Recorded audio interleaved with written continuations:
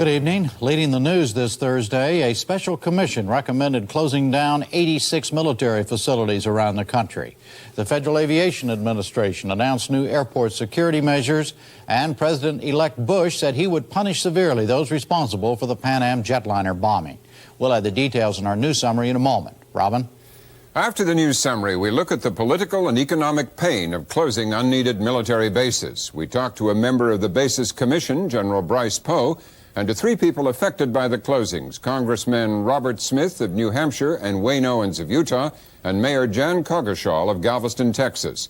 Then a newsmaker interview with FAA Chief ALLAN McARTOR about problems with aging airliners and the new security measures in the wake of the Pan Am bombing. We close with a Bob Maynard essay about troubled children. The Federal Aviation Administration today announced new, stricter security measures for U.S. air carriers operating in the Middle East and Western Europe. FAA Administrator Allan McArthur said the action was necessary because last week's Pan Am bombing showed that current security was insufficient. The measures include the X-ray or physical inspection of all checked baggage. Currently, bags are only randomly inspected. McArthur made the announcement late today at a Washington news conference.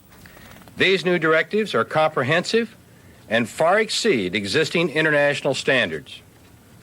These measures are currently in coordination with affected carriers and foreign governments and will be effective within 48 hours. Today's announcement may result in additional passenger delays and inconvenience at some selected airports, but I am confident that the public will support these more stringent measures to reestablish the balance in the wake of the criminal action taken against Pan Am 103. President-elect George Bush today called for reprisals against those responsible for the bombing of Pan Am Flight 103. Mr. Bush made his comments at a brief news conference at an airport in Texas where he's been on a hunting vacation. He was asked what should be done to those who placed the bomb. Seek hard and punish firmly, decisively those who did this, if you can ever find them. Do you have an idea of where the military action? No, I'm not going to discuss kind of action. The most imprudent thing a responsible official could do is to discuss what kind of action would be taken or would not be taken. That would be imprudent, and I wouldn't do that. But when I say punish severely, that's what I mean. Eastern Airlines defended its Boeing 727 problems today. Company officials held a news conference in Miami to say fuselage cracks like those found recently in two of its 727s are found literally every day. They said it was an industry problem, not just one for Eastern. The fact of the matter is every airline in the world experiences cracks virtually every day. New airplanes crack, medium-aged airplanes crack, and old airplanes crack. It is a way of life. They are under control, and the maintenance programs are adjusted to learn from the experiences that we realize in the process of our inspection of our aircraft. Israeli Premier Yitzhak Shamir said today that he hopes to offer a peace initiative within 2 months that would give Egypt a key negotiating role with Arab states and Palestinians. He said the talks would be under the auspices of the superpowers. Shamir told Reuters news agency he would consider allowing Palestinians in the West Bank and Gaza Strip to elect representatives to the negotiations if they ended their uprising there. In southern Lebanon, Israeli helicopter gunships destroyed a Palestinian guerrilla base. We have a report by Richard Vaughn of Worldwide Television News. The two Cobra gunships made their attack in the morning. Their target was an Amal base near the Lebanese village of Tibnin. Several rockets scored direct hits on this building. The Israelis said it was a command post used by Syrian-backed Shiites. 8 militiamen were wounded, and the building was almost completely destroyed. Announcing the raid, the Israeli army said it was in retaliation for an attempt by Palestinian guerrillas to infiltrate Israel on Wednesday. The Israeli spokesman said Amal fighters had assisted in the Palestinian operation. Later, Prime Minister Yitzhak Shamir said Palestinian guerrillas had increased their attacks since the U.S. decision to open talks with the Palestine Liberation Organization. In the last week, there have been 3 attacks from Lebanon. They've fueled speculation that anti-Arafat factions are trying to destroy the latest Middle East peace initiative. The Israeli government also announced that its troops shot dead 3 infiltrators from Egypt and are searching for a 4th man who escaped. The incident happened last night, but Israeli military censors delayed publication of a report for nearly 24 hours. Troops opened fire on the group's vehicle after they refused an order to stop. An army spokesman said no weapons or documents were found in the car. And those 2 little French girls held hostage by the Abu Nidal terrorist group arrived home tonight. 7-year-old Marie-Laure and her 6-year-old sister Virginie were reunited with their father in Libya early today before boarding a plane for France. The girl's mother remains in captivity in Lebanon. Still ahead on the NewsHour, the head of the Federal Aviation Administration on tough new measures to make air travel safer, and an essay about troubled children.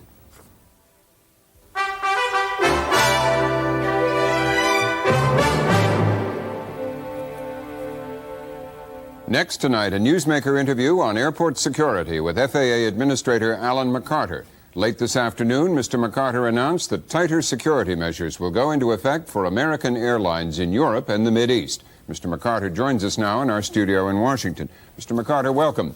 Thank you. Which airlines and which airports will be affected? Well, this will affect all U.S. carriers operating out of airports in Western Europe and the Middle East, but it affects all airlines equally. And who are the personnel who will carry out these tighter security measures? Well, the airlines are responsible, for the most part, for conducting their own security programs, the checking of passengers and the checking of bags. This new security program, which is a greater emphasis on things that are sometimes done now in part, but we're making it 100% mandatory to do it all the time. But this new program will be run by the airlines at their individual airports. So no FAA personnel involved? No, but we're going to have more inspectors helping to supervise this activity as well. I see. So in other words, the same people who do it now will be doing it. That's correct. Is that going to, are you going to require that the airlines train and pay people differently than they do now to carry out this work? Well, there's no question that the quality of any security program is directly proportional to the training and the motivation of the people that actually carry it out. And we would encourage the airlines, have been encouraging the airlines for over the past year, to make sure that their personnel are well trained and well motivated to do their jobs. The point was made on this program last night by Mr. Arad, who is a well-known expert on airport security, that is one of the weak links, that airport security personnel employed by the airlines are often paid at a very low rate, are not well trained, compared, for instance, to air hostesses, are very badly paid. Is that something the FAA feels is one of the inadequacies in the present system? I think that's a fair assessment, particularly on the domestic side, but here we're talking about the international threat to civil aviation, and we find that the security personnel who are engaged in the international scene are perhaps better trained because we do have more stringent security programs for the U.S. carriers that are flying international routes. What will a passenger notice different checking in on, say, a TWA flight in Paris next week? These are to go into effect in 48 hours, that he wouldn't notice this week. What will he feel different? Well, I suspect they'll find more delays. Unfortunately, these new programs will probably generate some delays in some selected airports. They'll also notice that in some airports, once they've checked their bags, they no longer have access to those bags. So that may be a change for them. But some of these things will be behind the scenes. For instance, they won't actually know that 100% of the luggage will be x-rayed or hand searched. That will happen in the baggage area, perhaps. So I think that the passenger may not actually see a lot of this going on, but it's going to be going on behind the scenes. What is the point of x-raying checked baggage if present state-of-the-art x-ray machines cannot detect plastic explosive? It's not a matter of detecting the plastic explosive, but the detonating devices and the cavities used to store these plastic explosives can be detected by x-ray. So we find that the x-ray machine, in conjunction with these other security measures, is an effective program. Another thing that's frequently recommended is personal interviews with passengers in the presence of their baggage. LL, for instance, has been doing that for years. Is that going to be one of the requirements? Yes, all our U.S. carriers already do that. They quiz you as to whether the bags have been in your possession, whether you packed them yourself, whether somebody has asked you to carry something for them. Those questions are asked on a routine basis right now. What additional steps are going to be taken to check non-passenger baggage, a cargo, and so on? Well, this is one of the emphasis areas. We're going to make sure and require that all bags that go on the aircraft are directly correlated with a ticketed passenger who is on that airplane. And if that person decides not to take that flight or gets off that airplane, those bags must be removed from the aircraft. That's the 100% bag match that we're going to require. What about cargo? Cargo, the small parcels that come across the ticket counter as part of the air freight, they must be X-rayed or hand-searched as well. I see. Have you, incidentally, any new developments or anything further to report on the Pan Am incident, anything to add to what was reported yesterday? Nothing that you haven't already had access to. We certainly are working very, very closely with the FBI and the law enforcement officials in the United Kingdom to try to understand as best we can not only the cause of the accident from the placement of the explosive, but what was that one thing apart the security program that allowed an explosive device to get on board Pan Am 103? The fact that you are taking these measures and you are going to require the airlines to do things that will cause a lot more inconvenience to passengers presumably means that you assess the risk to passengers as quite high at the present.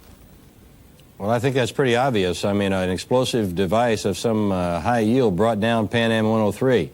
And this heightened tension makes us obviously take note of the fact that the balance between passenger screening or passenger processing and security precautions is now suddenly imbalanced. And so we've got to go into greater depth now with our security programs to try to restore that balance. Are the passengers at risk because a vulnerability in the system has been demonstrated, or because of the terrorism atmosphere or other warnings or whatever of information available to you? I don't consider the passengers to be at any inordinate risk, but after all, we do have a heightened level, apparently, of terrorist activity here or criminal acts against civil aviation, and we must do everything we can to tighten up the security where these high-tension areas might be. And that's why the airports in Western Europe and the Middle East are the ones that are being affected by this particular order. Are you, as the FAA, going to make any changes in the policy of passing on to the public any warnings, specific warnings or intelligence that makes a particular flight or pattern of flights at risk? Well, we're reassessing all of the policies, along with the State Department and the White House, as to what information is appropriate to pass on to the general public. I think it's been a recognized premise, though, in our society that the threats that are known through our intelligence sources, law enforcement and security officials, that those threats should be communicated well between these agencies and the information given to those that can do something about it. Keep in mind, we receive dozens and dozens and hundreds of these threats all the time, and we must make an assessment as to the significance of the threat and in balance with the rest of the tensions in the world, and then call for additional security measures.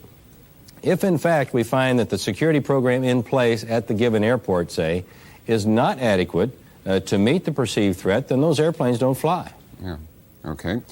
On the other aviation story this week, the two Eastern airline planes grounded because of tears or rips in the fuselage. Today, Eastern said the problem of aging aircraft is an industry-wide problem. It's not just theirs.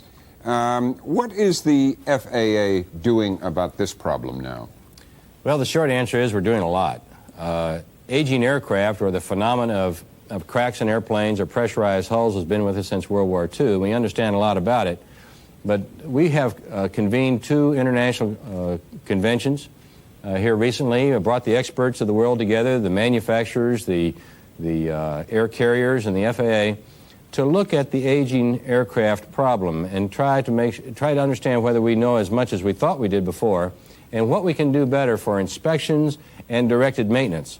Then we're taking each aircraft by type. We started with the 737, if you recall. After the Aloha incident, right, where the roof ripped that off. followed the Aloha accident. And now the 727. We'll look at the DC-9s, the DC-8s, the 747s, and right on down the line. And we issue what's called airworthiness directives, which are orders which direct the air carriers to either inspect in a certain way, or to use electronic inspection, or to actually go fix the aircraft, replacing rivets, so that we don't have this risk. But do you only crash. issue those orders after there's an incident? I mean, the Aloha thing, there was a whole renewed interest in inspection of aging aircraft after the Aloha incident, where one person lost her life. The 727 inspections have followed this incident the other day, where that Eastern Airlines jet plummeted 4 miles in 2 minutes, although no one was injured. I mean, I guess what I'm asking is, do these incidents show that the problem of aging aircraft may have a wider parameters, or maybe greater than you and the industry have assumed up till now? No, I don't think the problem is more acute than what we thought before. And no, we didn't wait until after the incidents to issue airworthiness directives. These were already in process and already being issued and being done. Certainly we learned something from all of these incidences, the Eastern incident and naturally the Aloha accident, because after all, the process that was in place to look for cracks, that Aloha aircraft had actually been signed off that had actually been done. So somewhere the system broke down. So we want to make sure that we know what are the inspection processes, how frequent must they be, and where we know there might be a manufacturing process that will give problems in the future, we have now directed the airlines to go fix those things. Don't just look for the problem. Go fix it right now. Okay. Well, Mr. McArTOR, we have to leave it there. Thank you very much for joining us. Thank you.